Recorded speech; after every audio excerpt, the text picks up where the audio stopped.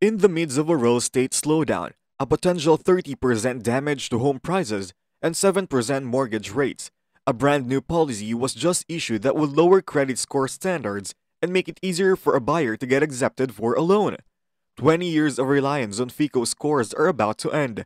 Some analysts worry that this comes at a time when deals are being cancelled, inventory is increasing, and a potential buyer might not be completely informed of what's about to happen. And so, this is Investing Path, and let's discuss these confirmed changes that are set to take effect, how they will affect the overall housing market, and whether or not home values could face their second biggest drop since World War II. But before we get started, please make sure to give this video a thumbs up, and might as well hit the subscribe and bell button if you'd like to see more of our content in the future.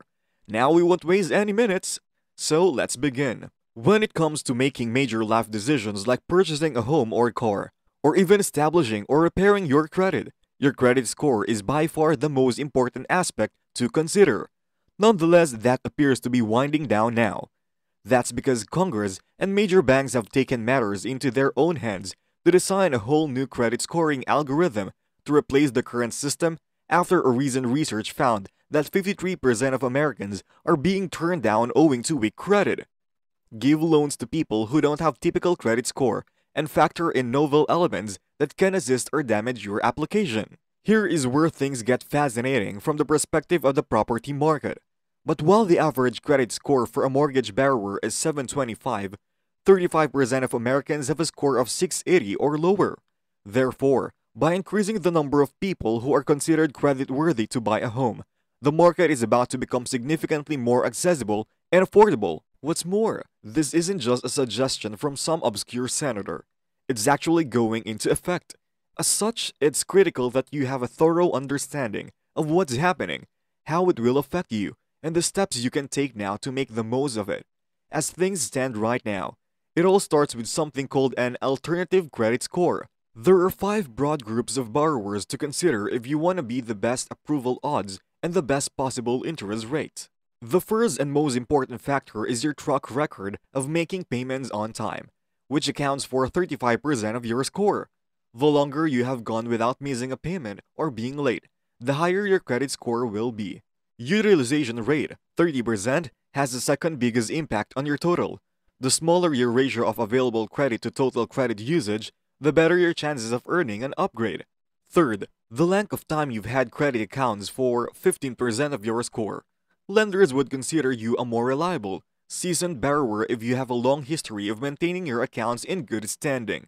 The fourth part of your credit score is based on the many credit accounts you've established. Lenders will be impressed if you can demonstrate that you have successfully paid off a variety of debt, including credit cards, vehicle loans, personal loans, and mortgages, and that you have done so in the past. The remaining 10% of your score is derived from the total number of credit checks that have been performed.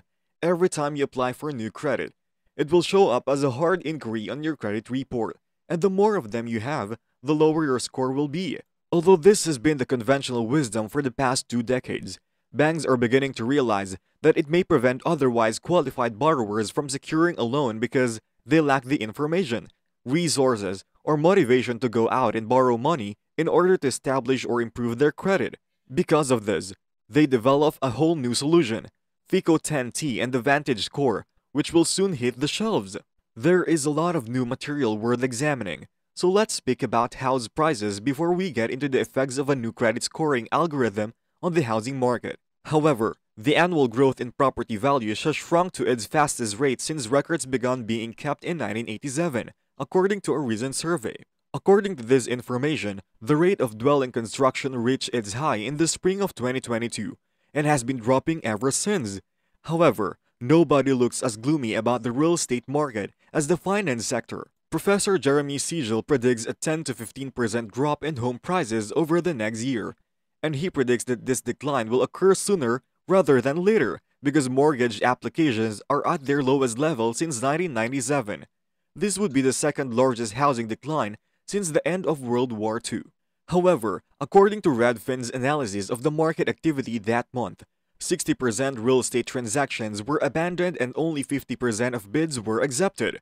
Unlike a year ago, when most houses entered a bidding war, there is no telling how long this trend will continue. They anticipate that the Federal Reserve will start cutting interest rates around the middle of 2023, at which point the housing market will begin to rebound. The fact that we're still much below pre-pandemic levels, despite having surpassed the lows of February 2022, suggests that neither sellers nor buyers are eager to give up the security of low-interest fixed-rate mortgages.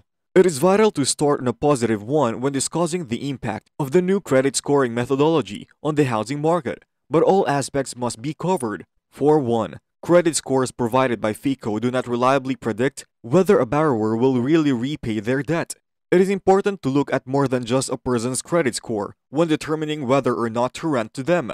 Other indicators of financial stability include their leveraged bank balance, whether or not they spend more than they earn, whether or not they've ever overdraft or bounced a check, and whether or not they paid their rent on time. Second, it widens the pool of people who can qualify for low-interest borrowing and hence puts that money away. If your credit score is below average, you may either need to pay a higher interest rate or be denied entirely. If they have ever paid late throughout their lives, they are detained significantly longer and charged extra for the same service.